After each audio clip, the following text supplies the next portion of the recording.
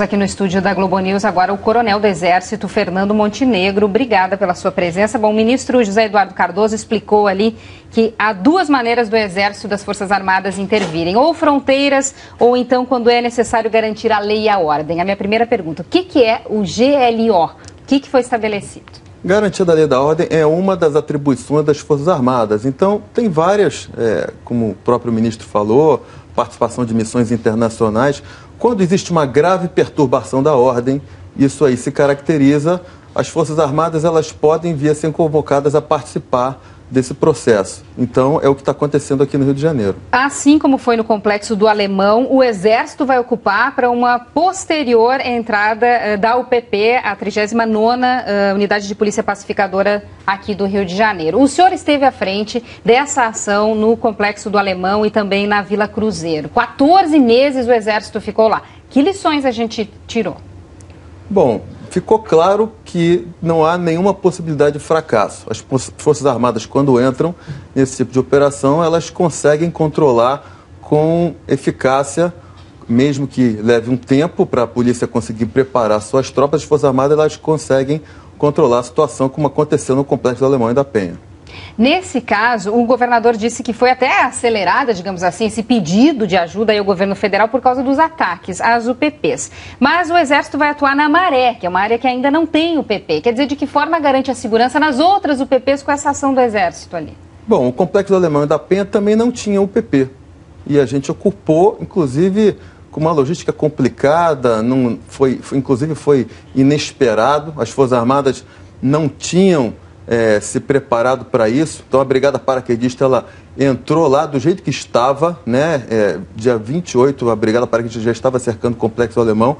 Agora, com essa possibilidade, essa ordem de alerta prévio e vai ter algum tempo de preparação, eu não tenho dúvida que as Forças Armadas vão estar melhor preparadas. Até porque, como a tropa é federal, com certeza, alguns militares já participaram da ocupação do Complexo do Alemão e da Penha. Que são diferentes, né? Isso que eu queria falar. O Complexo do Alemão é menor em território do que a Maré. Lá no Alemão a gente tinha só um grupo de bandidos armados. Na Maré há uma histórica luta de grupos rivais. Ainda tem a questão do crack ali perto da Avenida Brasil. Quer dizer, são condições um pouco diferentes. O Exército está preparado para enfrentar essa etapa agora da Maré? Eu não tenho a menor dúvida que vai ser um sucesso a operação.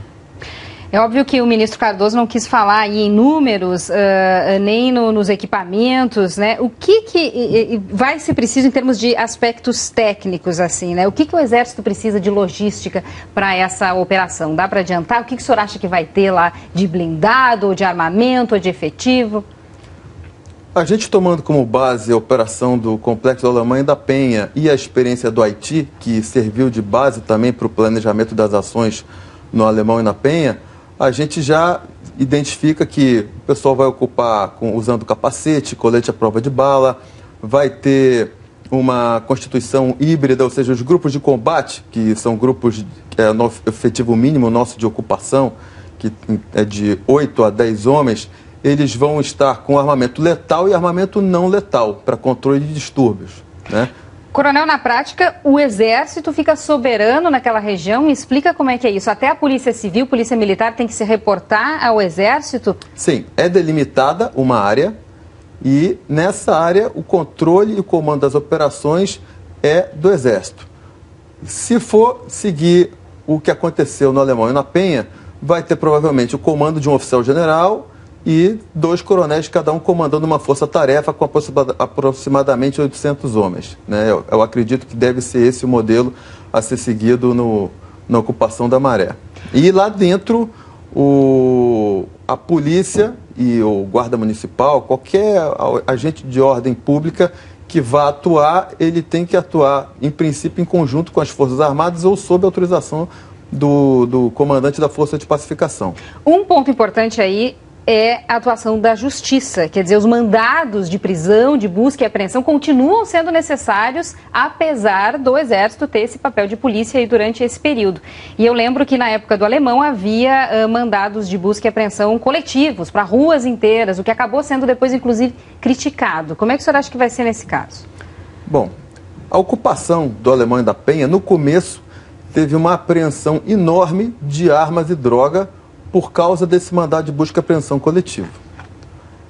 Quando foi sustado esse mandado de busca e apreensão coletivo, essa apreensão ela teve um retardo enorme, então diminuiu muito. Então, quanto mais tempo puder ser mantido esses mandados de busca e apreensão coletivo, mais eficazes serão as operações, eu não tenho a menor dúvida. Então, nesse caso, seria necessário também que a Justiça, no caso, colaborasse e fornecendo, a partir de esforço de inteligência, os mandados necessários. Sim, porque a gente atua dentro do estado de legalidade. Então, se você sabe que está acontecendo alguma coisa em determinada área, mas você não tem a precisão de em qual caso, em qual barraco está acontecendo, você não pode entrar, fica muito complicado de você conseguir sanar o problema. Né? Foi assim também que eles prenderam o Elias Maluco também com um mandado coletivo e assim a Polícia Civil acabou encontrando onde ele estava.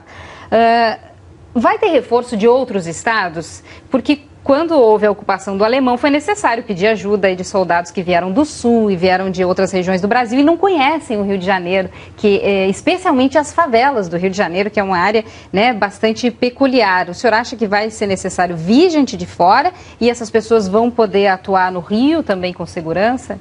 Bom, se houve no Alemão, que era mais complicado, na minha visão, do que a Maré e houve sucesso, eu acredito que não vai ter problema vir tropa de fora. Embora, logicamente, exija uma certa adaptação.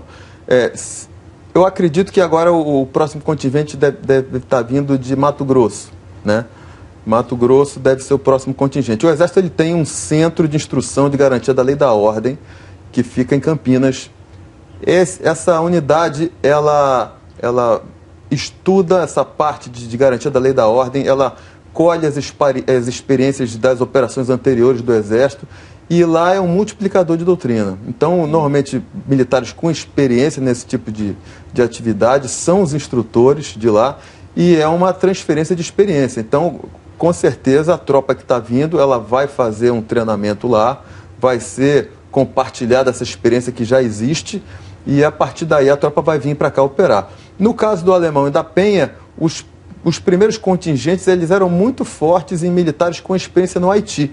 E agora eu acredito que vai ocorrer a mesma coisa. Então, deve ser entrada aqui. A primeira tropa que vai entrar não é uma tropa inexperiente. Provavelmente são militares com experiência no Haiti e até na ocupação do Alemão e da Penha. Bom, a gente sabe que aí vocês precisam de uma logística, precisam de um quartel perto, né? São muitas pessoas. E como é que fica, digamos assim, a hierarquia, né? O senhor trouxe até alguns gráficos, um organograma para mostrar para a gente como é que fica como é que funciona naquela região a ligação, especificamente. Bom, tá aí. Esse organograma, ele mostra como é que é o nível de ligação. Então, normalmente aqui no estado do Rio de Janeiro, um oficial general, 4 estrelas, é o comandante militar do leste, ele, na Operação Arcanjo, ele fazia a ligação direta com o governador do estado e tinha ligado a ele diretamente um general de brigada, um general de 2 estrelas, que se ligava com o secretário de segurança, né? Ele tem o staff dele, o Estado-Maior. E então, ligado à Força de Pacificação, a gente tem ali 2 batalhões de infantaria, cada um com aproximadamente 800 militares. Eu acredito que deve seguir um modelo semelhante na Maré. O comando da Polícia Militar nessa ligação, e abaixo do comando da Polícia Militar, então, tem um batalhão de campanha da polícia. Esse batalhão de campanha é o batalhão que opera na área, né? Só que com efetivo muito menor, aproximadamente uns 10 vezes menor, então uns 80 homens mais ou menos. E tem uma delegacia da Polícia Civil que trabalha na área fazendo a parte que a Polícia Civil tem que fazer. Então vai trabalhar normalmente em subordinação, em cooperação com a Força de Pacificação. Hoje o secretário Beltrame disse que não há lugar do Rio de Janeiro que a Polícia Militar não entre, mas que é difícil ela se manter dentro de uma comunidade como a Maré, que aí só o Exército poderia fazer isso. E o senhor acabou de dizer aí que acha que é mais fácil na Maré do que foi no Alemão. Por quê? Porque já tem uma experiência anterior das Forças Armadas. Okay. Então, já tem uma metodologia de planejamento, de treinamento para a tropa e haverá um tempo de preparação para essa tropa. Então, eu acredito que vai ser bem mais simples do que no Alemão, que a Brigada Paraguaista entrou lá, não tinha nem informações de inteligência para operar e resolveu. Quer dizer, isso é o começo de tudo, né? A gente tem aqui um outro gráfico que mostra a força de pacificação. Sim, normalmente, isso daí é como é que funciona a parte legal da atuação policial, né? Então, a delegacia da Polícia Civil é para onde são conduzidas pessoas que cometem crimes comuns. O batalhão de campanha opera subordinado à força de pacificação e temos uma delegacia militar que para onde são conduzidos os crimes militares. Então, crime contra a força de pacificação propriamente dita, de desacato, desobediência, resistência. Então, essas pessoas elas são conduzidas para a delegacia militar e vão ser julgados na justiça militar. O senhor tocou num ponto muito importante aí, desacato. Como é que é a relação com a comunidade e qual a importância de desenvolver aí uma relação de confiança, né? Como é que isso aconteceu no Alemão? Bom, o Alemão é uma comunidade que ficou abandonada por décadas e ela foi invadida sem que se esperasse. Então, foi uma parte de conquista, de confiança da população. Hoje em dia, já existe uma ideia coletiva na sociedade do Rio de Janeiro que, quando as Forças Armadas entram, existe uma melhora consistente na qualidade de vida. Isso aconteceu no Alemão, aconteceu na Penha e eu não tenho dúvida que, entrando as Forças Armadas aí e havendo uma parceria do Estado na melhoria das condições de educação, sanitárias, vai ser feita uma associação positiva também à atuação das Forças Armadas, assim como ocorreu no Alemão. Quer dizer, a força policial, a retomada do território é a primeira coisa, é isso que sempre o governo vem dizendo? Sim, tem que ocorrer uma parceria, não é uma atuação que é feita só na força, então tem que ter ações sociais em paralelo. Nesse caso lá, o governador disse que tem muitos bandidos que agem em Zona Sul, Zona Norte, depois voltam e se refugiam na Maré. Existe já informação de inteligência em relação a isso, ao que procurar lá dentro?